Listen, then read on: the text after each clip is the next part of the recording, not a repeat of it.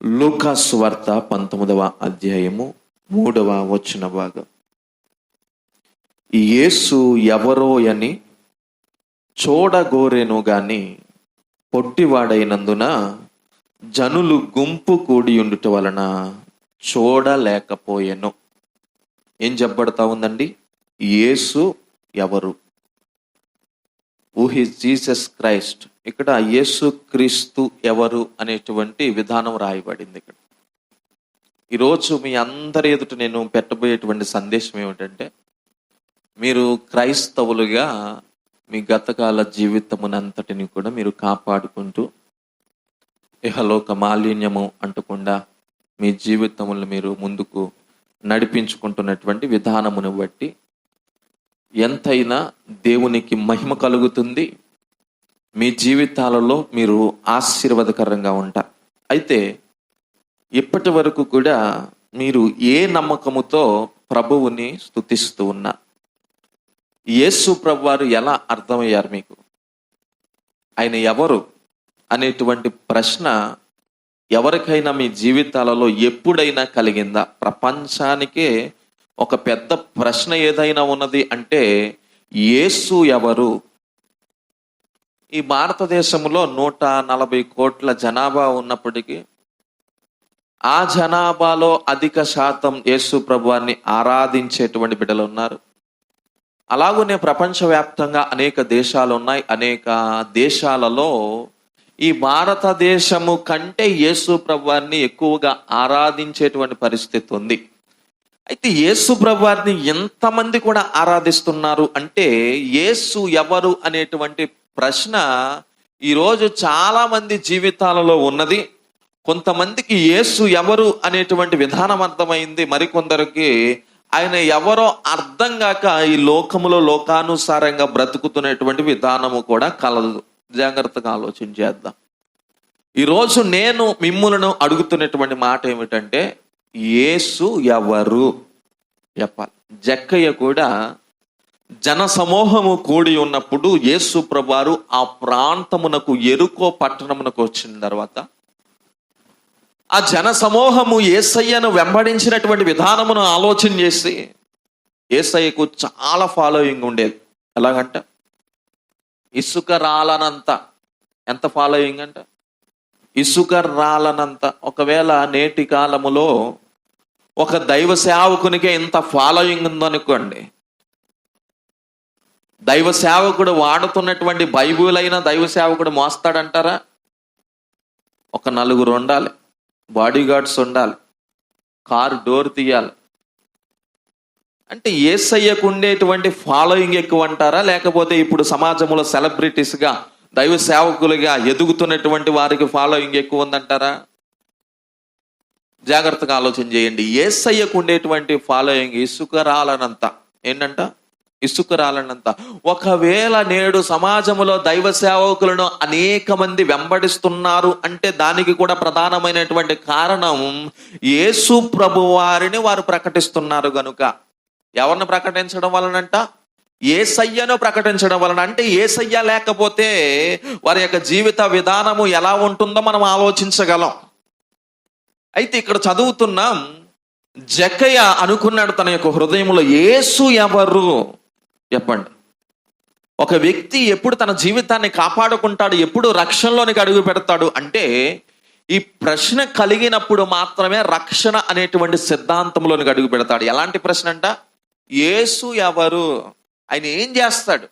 ఆయన ద్వారా మనకు కలిగేటువంటి ప్రతిఫలం ఏమిటి అనేటువంటి ఆలోచన మనమందరము కూడా కలిగి ఉండాలి. దేవునికి మహిమ కలుగును గాక. ఇక్కడ చదువుతున్న 3వ వచనం, యేసు ఎవరో అని చూడగోరెను. పొట్టివాడైనందున ఎక్కడెక్కాడు? మన పాపములు అధికములయ్యాయి అనుకోండి, యేసయ్యను చూడగలమా మనము? ఆయన పరిశుద్ధుడు గనుక, మనం పాపులు గనుక ఆయనను చూడుటకు మనకు అవకాశం ఉండదు. కానీ ఈయన పరిస్థితి ఏమిటంటే శారీరకంగా పొట్టివాడిగా ఉన్నాడు, కానీ గట్టివాడే. జాగ్రత్తగా ఆలోచన చేద్దాం. పొట్టివాడిగా ఉన్నాడు కానీ గట్టివాడే. ఎందుకంటే అప్పటికే చాలా ధనమును సమకూర్చుకున్నాడు, చాలా రకాలైనటువంటి వ్యాపారములు చేస్తూ ఆ ఒక రూపాయికి 10 రూపాయలు సంపాదించేటువంటి తత్వము ఇతనికి ఉన్నది. గట్టివాడే. కానీ ఇంతమంది యేసు ప్రభువాన్ని ఎందుకు వెంబడిస్తున్నారు అనేటువంటి ప్రశ్న ఆయన రక్షణకు కారణమైంది. దేవునికి మహిమ కలుగును గాక. ఈరోజు నీ జీవితం ఆశీర్వాదము నుండి మరింత ఆశీర్వాదంలోనికి నడిపించబడాలి అంటే ఈ ప్రశ్న నీకు రావాలి, యేసయ్య ఎవరు? ఒక్కొక్కసారి మన జీవితాలలో ఏదైనా కష్టం వస్తే, ఇబ్బంది వస్తే, కన్నీరు మనకు ఎదురైనప్పుడు దేవుడు అనేవాడే ఉంటే మాకు ఎందుకు ఇలాంటి పరిస్థితి ఎదురవుతుంది అనేటువంటి ఆలోచన మన యొక్క హృదయాల్లో కలుగుతుంది కదా. ఇలా కలగడానికి ప్రధానమైనటువంటి కారణం ఏమిటంటే ఈ యేసు ఎవరు అనేటువంటి ప్రశ్న నీలో నుండి పోయింది. యేసు ఎవరు అనేటువంటి ఆలోచన నీలో నుండి పోయింది. కనుక ఈ పాత నిబంధన, క్రొత్త నిబంధన 2 భాషల్లో రాయబడింది. ఒకటి ఆదిమ హిబ్రూలో రాయబడింది పాత నిబంధన. క్రొత్త నిబంధన కాలం వచ్చేసరికి అప్పటికి ఎక్కువగా వాడుకలో ఉండేటువంటి భాష గ్రీకు. ఏమిటంట? గ్రీకు. ఈ గ్రీకు మహా సామ్రాజ్యాన్ని పరిపాలించినటువంటి ద గ్రేట్ మహా అలెగ్జాండర్ మనందరికీ తెలుసు, చరిత్రకారుడు. బైబిల్లో జరిగింది, బైబిల్లో ఉండేటువంటి ఆ వ్యక్తిగత సంఘర్షణలు జరిగాయి అని అనుటకు చరిత్రే ఆధారం. జాగ్రత్తగా ఆలోచన చేయండి. దేవుడు ఉన్నాడు అని చెప్పాలి అంటే ఖచ్చితంగా చరిత్ర కావాలి. ఏం కావాలంట? గాంధీ గారు పుట్టారా లేదా? గాంధీ గారు మనకు స్వతంత్రాన్ని తీసుకొచ్చారా లేదా? మీకు ఎలా తెలుసు?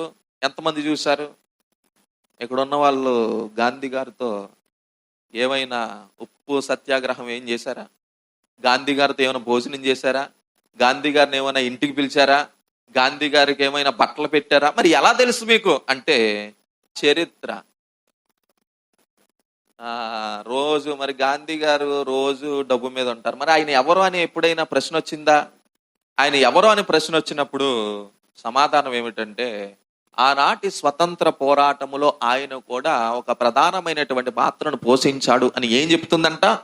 చరిత్ర చెబుతుంది. మనము దేని నమ్ముతాము? ఈ లోకం కూడా చరిత్రనే నమ్ముతుంది. చూడండి, హీబ్రూలో చెప్పబడుతున్నటువంటి పదం ఏమిటంట? మెస్సయ అనేటువంటి పదాన్ని ఉపయోగించారు. తర్వాత గ్రీకులో మనం చూస్తే క్రీస్తు అనేటువంటి పదాన్ని వినియోగించడాన్ని మనం చూస్తూ ఉన్నాం. క్రీస్తు, యేసు లేక అభిషక్తుడు అనేటువంటి అర్థాలను కలిగి ఉన్నాయి. గనుక యేసు ఎవరు అంటే మెస్సయ అంటే రక్షకుడు. మన పాపముల నుండి ఆయన ఏం చేస్తాడంట? మనులను రక్షిస్తాడు. యేసు ఎవరు అనగా రక్షకుడై ఉన్నాడు. మత్తయి సువార్తలో అంటాడు కదా, 1వ అధ్యాయంలో మత్తయి సువార్తలో ఆయనకు ఇమ్మానుయేలు అను పేరు పెడతారు. ఏం పేరు పెడతారంట? ఇమ్మానుయేలు. ఇమ్మానుయేలు అను పేరునకు భాషాంతరమున అర్థం ఏమిటండి? అర్థం ఏమిటి? దేవుడు మనకు తోడు. ఏంటంట? దేవుడు మనకు తోడు. యేసు ఎవరు అనగా ఆయన యొక్క వ్యక్తిత్వ లక్షణములు మనం ఆలోచన చేస్తూ ఉన్నప్పుడు, ఆయన గుణగణములను మనము ఆలోచన చేస్తూ ఉన్నప్పుడు యేసు ఎవరు అంటే అక్కడ చెప్పబడతా ఉంది, ఆయన మెస్సయగా తనను తాను కనపరుచుకుంటూ ఉన్నాడు. దేవునికి మహిమ కలుగును గాక. ఆయనే రక్షకుడై ఉన్నాడు. ఆయన ఎవరు అంటే అభిషక్తుడై ఉన్నాడు. ఆయన ఎవరు అంటే ఇమ్మానుయేలుగా తన ప్రజలకు ఎలా ఉంటాడంట? తోడై ఉంటాడు. ఆయన ఎవరు అనేటువంటి ఈ ప్రశ్నను మనము ఆలోచన చేస్తూ ఉన్నప్పుడు వ్యక్తిగతంగా మనము ఎంత బలపరచబడాలో, ఎంత ఆధ్యాత్మికంగా మనము బలపరచబడాలో అన్ని విధాలుగా కూడా దేవుడే తన యొక్క వాక్యము చేత మనలను బలపరచబోతూ ఉన్నాడు. దేవునికి మహిమ కలుగును గాక. నమ్మిన వారి విశ్వాసముతో మీరు 2 చేతులను పైకెత్తి గనుడైన యేసయ్య నామమును స్తుతిందా. హల్లెలూయా. చూడండి, ఇక్కడ మొదటి సందర్భములో పొట్టివాడైన జక్కయ్య యేసు ఎవరో అని ఏం చేశాడంట? చూడగోరేను. అయితే 2వ సందర్భములో మనం చూస్తే లూకా సువార్త 7వ అధ్యాయము 20వ వచనం చదవండి. లూకా సువార్త 7వ అధ్యాయము 20వ వచనములో చెప్పబడుతున్నటువంటి మాట, ఆ మనుష్యులు ఆయన యొద్దకు వచ్చి, రాబోవు వాడవు నీవేనా, లేక మరి ఒక్కని కొరకు మేము కనిపెట్టవలెనా అని అడుగుటకు బాప్తిస్మమిచ్చు యోహాను మమ్మును నీ యొద్దకు పంపెనని చెప్పిరి. ఆ ఘడియలోనే చదవండి, ఒకరు చదవండి, కాకుండా బయటికి వినబడేటట్టుగా చదవండి. ఆ ఘడియలోనే ఆయన రోగములను, బాధలను, అపవిత్రాత్మలను గల అనేకులను స్వస్థపరిచి చాలా మంది గ్రుడ్డి వారికి చూపు దయచేసెను. అప్పుడైనా మీరు వెళ్ళి కన్నవాటిని విన్నవాటిని యోహానుకు తెలుపుడి.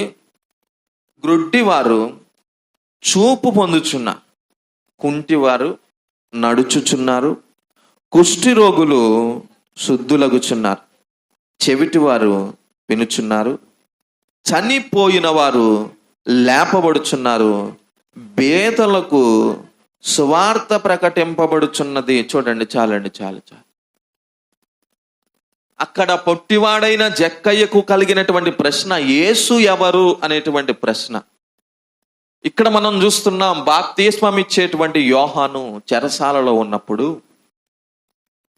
యోహానును గూర్చి చెప్పబడుతున్న మాట ప్రవచనాత్మకంగా అతడు త్రోవను సరళం చేసేటువంటి వ్యక్తి. ఎవరికి త్రోవను సరళం చేస్తారు? యేసు ప్రభు వారు శరీరధారిగా భూమి మీద అడిగి పెట్టినప్పుడు యేసు ప్రభు వారికి త్రోవను ఆయన ఏం చేయాలంట? సరళము చేయాలి. గనుక ఇది యోహాను జీవిత విధానం. అయితే యోహాను చెరసాలలో ఉన్నప్పుడు యేసు ప్రభు వారి దగ్గరకు యోహాను తన యొక్క శిష్యులను పంపిస్తున్నాడు. ఆ శిష్యులతో చెప్పినటువంటి మాట ఏమిటంటే, రాబోవు వాడవు నీవేనా, లేకపోతే మేము వేరొక నీ కొరకు? ఇశ్రాయేలీలందరూ కూడా ఎవరి కొరకు ఎదురు చూస్తున్నారండి? మెస్సయ్య కొరకు, రక్షకుడు కొరకు, ఇమ్మానుయేలు కొరకు ఎదురు చూస్తా ఉన్నారు. ఇలాంటి పరిస్థితుల్లో ఎట్టకేలకు యేసు ప్రభువారు రక్షకునిగా, మెస్సయ్యగా, ఇమ్మానుయేలుగా ఈ భూమి మీద అడుగు పెట్టినటువంటి వృత్తాంతాన్ని మనం చదువుతూ ఉన్నాం. ఆ వృత్తాంతములు రాయబడినటువంటి సందర్భం ఏమిటంటే, అక్కడ యోహాను తన శిష్యులను ఎవరి దగ్గర పంపించాడంట? యేసు ప్రభువారి దగ్గర పంపించారు. ఏమంటున్నారంటే ఆ శిష్యులు వచ్చి, అయ్యా యోహాను చెప్పాడు, మా గురువు గారు చెప్పారు, మిమ్మల్ని అడగమన్నారు. అడగమన్న మాట ఏమిటో తెలుసా? రాపోవు వాడవు అనగా మెస్సయ్యవు నీవేనా, లేకపోతే వేరొకని కొరకు మేము ఎదురు చూడవలేనా అని చెప్పినప్పుడు యేసు ప్రభువారు ఇస్తున్నటువంటి సమాధానం ఏమిటంటే, మీరు వెళ్ళి విన్న వాటిని, కన్న వాటిని, మీ కనులతో ఏదైతే చూసారో దానిని వెళ్ళి ఎవరు చెప్పాలంట? మీ గురువు గారికి చెప్పండి. ఏమని చెప్పాలి? చెవిటి వారు వినగలుగుతున్నారు, మోగవారు మాట్లాడగలుగుతున్నారు, కుంటివారు నడవగలుగుతున్నారు, గురుడ్డివారు చూడగలుగుతున్నారు, బేదలకు ఏమి ప్రకటించబడిందంట? సువార్త ప్రకటించబడింది. దీనికన్నా ఆధారాలు ఏమైనా కావాలంటారా? ఆయన దేవుడు అని చెప్పుటకు. దీనికన్నా ఏమైనా ఆధారాలు కావాలంటారా? ఆయన మెస్సయ్య అని చెప్పుటకు. దీనికన్నా ఏమైనా ఆధారములు కావాలంటారా? ఆయన అభిషిక్తుడు అని చెప్పుటకు. గనుక యోహానుతో మీరు వెళ్ళి చెప్పండి. తర్వాత వచనములు అంటాడు, కంటిన్యూషన్ చదువుదాం. అభ్యంతర పడకూడదంట. ఏం పడకూడదు? ఈయన యేసుప్రభు అంటారా, లేకపోతే ఈయన దేవుడు అంటారా, లేకపోతే ఈయన నిజంగా వచ్చిన వాడు ఈయనే అంటారా, లేకపోతే వేరొక వ్యక్తి కొరకు చూడాలా అని ఏం ఉండకూడదు మనలో? అభ్యంతరం ఉండకూడదు. ఏముండకూడదంట? అభ్యంతర పడనివాడు ధన్యుడంట. ఎవరు ధన్యులంట? చూసి నమ్మిన వారి కంటే. కొంతమంది అంటారు వారి యొక్క విచ్చలవిడితనమును బట్టి, లోకానుసారంగా బ్రతుకుతున్నటువంటి విధానమును బట్టి, ఎవరు చూసి వచ్చారులే. ఏం చెప్తారంట? పరలోకం ఉన్నది, నరకం ఉన్నది, స్వర్గం ఉన్నది, పాతాళం ఉన్నది, పరదేశం ఉన్నది అని మనం చెప్పామనుకో. ఎవరు చూసి వచ్చారండి? యేసు ప్రభువారు ఆయనే రక్షకుడై ఉన్నాడు, ఆయన భూమి మీద అడుగు పెట్టారు అంటే ఎవరు చూసి వచ్చారండి? ఏం చెప్తారంట? ఎవరు చూసి వచ్చారండి? దేవుడు ఉన్నాడండి, ఆయన మనల్ని పరిపాలిస్తున్నాడండి అని చెప్పారు అనుకోండి. వారేమంటారు తెలుసా? దేవుడు ఉన్నాడు అని అనుటకు రుజువులు ఏమిటండి? ఆయన్ని ఎవరు చూసి వచ్చారండి? ఏం చెప్తారంట? ఇక్కడ ఉన్న వాళ్ళకి ఎవరికైనా దేవుడు కనబడ్డా? దేవుడు కనబడ్డా? మరి దయ్యాలు కనబడుతున్నాయంట కొంతమందికి. దేవుని స్తోత్రం. ఏం కనబడుతున్నాయి? దేవుడు కనబడట్లేదేమని మా పాదం అది, మళ్ళీ దయ్యాలు కనబడుతున్నాయి అంట వాళ్ళకి. మేము నిత్యము ఆరాధిస్తున్నటువంటి వేవేల దూతల చేత ఆయన కొనియాడబడుతున్నటువంటి దేవుడే కనబడలేక, దిక్కు మొక్కు లేక మేమే ఏడుస్తుంటే వాళ్ళకి ఏం కనబడుతున్నాయంట? గాలి కనబడిందని ఒకడు, ధూళి కనబడిందని ఒకడు. జాగ్రత్తగా ఆలోచన చేయండి. నిత్యము కూడా మనం ప్రార్థిస్తున్నటువంటి దేవుడు, మన యొక్క హృదయాల్లో కొలువై ఉన్న దేవుడే మనకు కనబడకపోతే, ఎప్పుడు తలంచుకొని, ఎప్పుడు మాట్లాడిని, ఎప్పుడు పరిచయం లేని దయ్యం ఎలా కనబడుద్ది అంటారు? మీరు ఏదైనా ఒక విషయం గురించి పదే పదే పదే పదే పదే పదే ఆలోచన చేశారనుకోండి, ఆ ఆలోచనే మీకు స్వప్నంగా, కలగా మారి మీరు పడుకునేటప్పుడు కలలో వచ్చేటువంటి అవకాశం ఉంది.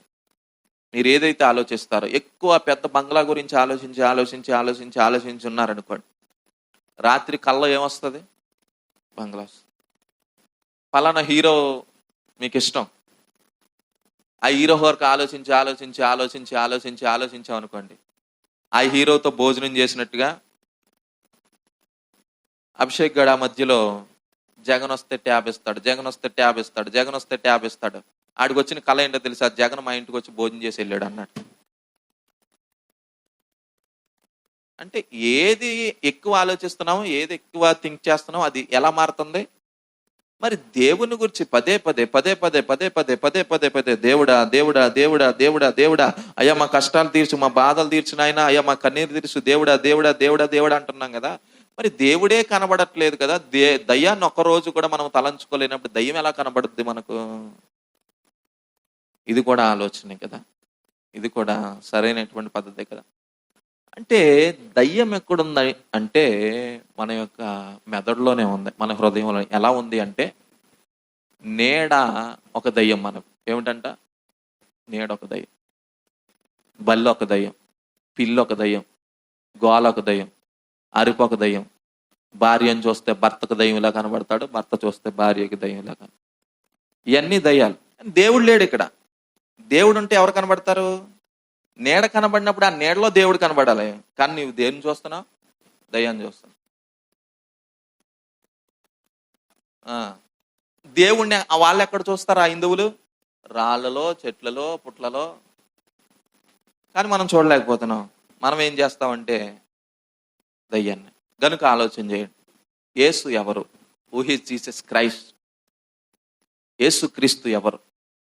నీకు అర్థమైతే లోకములో ఉండే భయాలన్నిటినీ కూడా నువ్వు వేడతావు. మనం లోకానికి ఎందుకు భయపడాలండి? సరే, ఇంకొక విషయం చెప్పమంటారా? ఎందుకు దయ్యానికి మానవుడు భయపడుతున్నాడు అంటే, అది కనబడదు గనుక. ఎంతమందికి వాస్తవం తెలుసు? అది కనబడదు గనుక. ఎదురుగా వచ్చి నిలబడింది అనుకో, ఒక 5 నిమిషాలు భయపడతావు. తర్వాత 6వ నిమిషం నుండి చాలు ఊరుకో, పెట్టి సర్దుకొని వెళ్ళిపో అంటాం. ఎందుకు? కనబడదు గనుక మన మీద అటాక్ చేస్తుంది. ఏం చేస్తుంది? సరే, పాము విషపూరితమైనది, అదంటే భయం. మొదట 5 నిమిషాలు భయపడతావు, 6వ నిమిషంలో దాన్ని ఏం చేసేస్తావు? ఎందుకు? అది కనబడింది. కుక్క అంటే భయం. ముందు భయపడతావు, తర్వాత